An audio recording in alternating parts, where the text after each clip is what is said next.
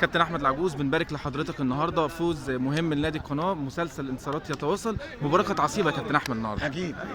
ازيك يا فندم؟ الحمد لله. طبعا هي مباراه عصيبه، بنلعب فرقه كويسه، فرقه طبعا بتحاول يعني تعلق في اي حاجه، ادوا ماتش كويس.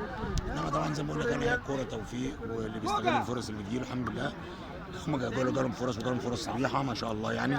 انما كان عندنا محمد احمد كان متالق يعني، والديفنس احنا جالنا فرص برده، والجون بتاعهم كان متالق. كان في الاول وفي الاخر الحمد لله بفضل الله قدرنا ناخد 3 بونت. ده طبعا ما بيقللش من شغل شباب الدخان، انما بنقول لهم هارد لك واللي جاي احسن، وهي الكوره كده. كابتن احمد، يعني برغم اطمئنان فريق القناه على تواجده اكيد في المسابقه، الا ان الروح النهارده واضح ان هم مكملين ومستمرين. ايه التحفيزات يا كابتن اللي حضرتك بتديها لهم قبل المباراه برغم استقرارهم وان هم مطمنين على التواجد في المسابقه؟ هو ما فيش تحفيز ولا حاجه، التحفيز ان هم يحطوا نفسهم في المكان اللي كانوا يسعوا من اول السنه، اللي هم فرقه كويسه عندهم روح كويسه. بقول لك لقطه مع النجم، استنى ما نتكلم معاه.